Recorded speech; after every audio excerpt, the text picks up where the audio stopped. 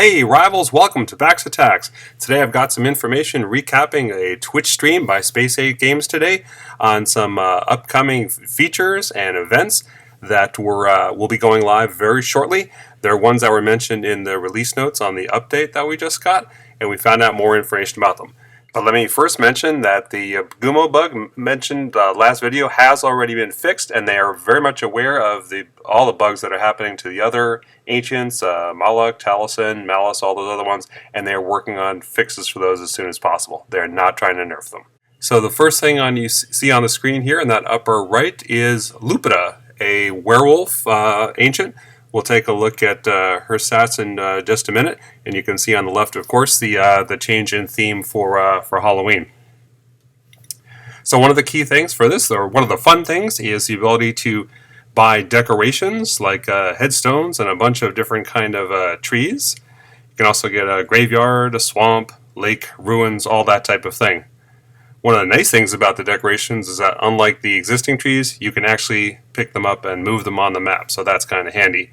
They were very keen on the pumpkins. Those look kind of cool. So we see a pumpkin, a nice tree, some ruins over there on the bottom of the screen. Alright, so on this screen you see Marionette. There were some technical difficulties. They didn't get to show much information on the Marionette.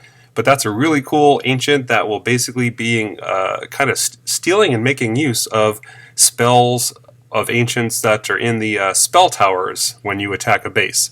So that's, I think, one reason why they had the little avatars or pictures, so you can know whose spells you'll be stealing. One of the key features for this release is the ability to use any Primus for any ancient.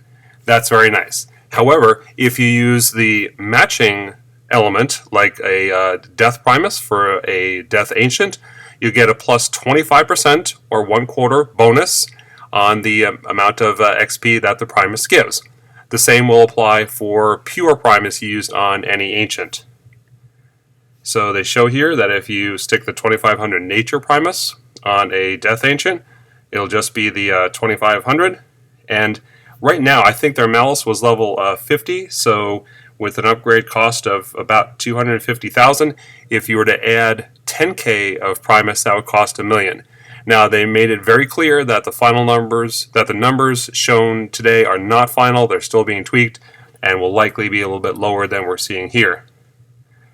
On this next screen, it shows if you put in the matching Primus, you'll get that bonus. And one thing to note here: this Primus 500 compared to 2500, the cost is 1/5, so that's scaling linearly.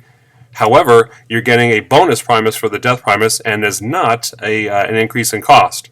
In other words, you're paying for 500 worth of Primus on the screen, and not for 625. So that's pretty cool. The bonus for getting the right Primus match will not cost you any extra cash. They wouldn't give any specific details on the cost, but they did say that in most cases, leveling up ancients at low levels would be cheaper. They hinted at, but didn't come out and say that it would be still rather expensive at the higher levels, but that's really not all that surprising if that's the case. Their goal here basically is for people to be able to get some Primus into whatever ancient set they want, and to be able to explore around with some new ones instead of just using the same ones all the time. Alright, so there is Lupita. She's a rare nature element, and yes, it's a she, and to my surprise, she's kind of a gangsta. Their family protected the entrance of local property and industry owners through dubious and often violent means. So, in fact, Deb described her as something that she would like to go out and party with, although Brander would be the one that she dates, but that's really neither here nor there. Alright, so the first spell for Lupita is Frenzy. Affected troops, and this is level 1, gain a 35% bonus attack speed, and they regenerate some health for a number of seconds. But here's the cool thing: if an affected troop destroys a structure, then the effect is refreshed for all affected troops. In other words, in most cases, this spell, once cast, is going to be at work throughout the rest of the battle, so that's pretty neat. The second spell, Stare Down, deals damage to the targeted defense and disables it for quite a long time period. If destroyed, the building refunds 2 additional mana. Only one target can be affected at a time, though. Now, notice in here, there are blue numbers in addition to the orange ones, and they were very crafty about saying that there would be a special effect or some kind of game condition that would make the extra blue numbers kick in, but they didn't say what. Someone in channel guessed that it might be during the nighttime. I'm going to guess maybe it's during the full moon. And they said, well, yes, it'll be thematic. So we'll see what that means. Third spell, Lycanthropy. After 30 seconds, affected troops are infused with the aspect of the wolf, healing a good bit of points, and more importantly, gaining 35% increased damage reduction, and lifesteal for the rest of the battle. So it's a tremendous effect. However, there's a long time before it will kick in. Now, since that number is one of the variable numbers, it will decrease as you level Lupita up. However, they didn't say how short that would get in the end. All right, so we'll have to see how that one works, but that looks really pretty cool. All right, here's just some screenshots of an example. Hopefully one of the other YouTubers will be able to show the whole battle, but I'm just trying to get this information out for you really quick. All right, so there's the third Lycanthropy spell. And here's the Frenzy spell. Pretty good area of effect on that. All right, so that will be coming up on the weekend right before October 31st. So in other words, it's a Halloween event. They would not say whether that was a individual or a team event, but it is coming up soon. And they said we would enjoy the event, but they didn't go into details on how hard or easy it would be. I think the quote there was, it will have elements or components from previous events based on, in addition to feedback from previous events, and it will involve Lupita. That's about all we know at this time. All right, Ancient Trials are a new feature where it's going to take a while for one. Some of these are going to be pretty easy, some of it going to be rather hard, and the two they talked about were the Trial of the Dragon and the Neophyte Path. On the Trial of the Dragon, you pretty much have to max out all 5 dragons, or all the dragons. And when you do that, you will receive an Ancient Dragon Heart, and you'll be able to use that on one dragon to increase its rarity level up to a maximum of Legendary. So the epic ones would go to Legendary. Forvel would not instantly jump to Legendary, however. So that's a really powerful one. You'll have to pick carefully on which dragon you want to use that on, but that's going to take a lot of work, but it's a great reward. Neophyte Path. This is a more basic one. Gain 3 Mastery Stars with specific superior Ancients. That's going to be your basic guys like Sulric, Gestra, Forvel, Nyrix, and Lyris. I think it's those 5.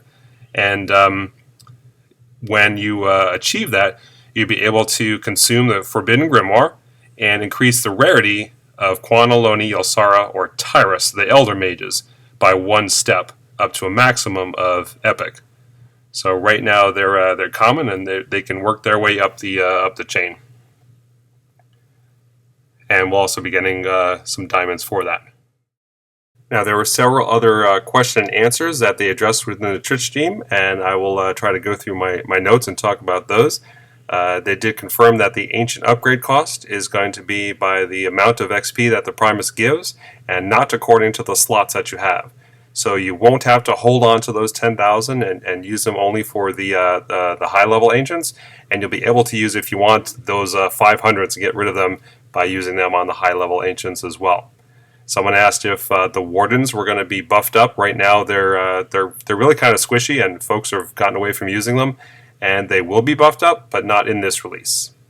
They asked if Malice was going to be available again, and the answer was yes. Pretty much every event Ancient they will make available at some point in the future. For example, Bane Maw will be showing up again.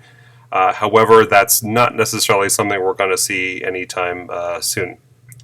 When asked when these were all going live, the event for Lupita was going to be right up to Halloween, not this weekend, but the next. So that's around the 28th or 30th, somewhere around that point. And everything else that we talked about today will be coming live next week. They didn't get more specific than that, but the update that we downloaded the new app for will definitely go live next week, so that'll be very good. They didn't give too much feedback about how we get that, unfortunately, so we'll see that soon. If anyone hears how that's going to work, please let me know. The Ancient Trials will go in next week's update as well. And they also talked about something called Ancient Evolution. There'll be something called Ascension Materials that can be, they're kind of prizes, I think, that will increase the rarity of Ancients. So, for example, you can use them to make, say, Sulric a rare or something along those lines.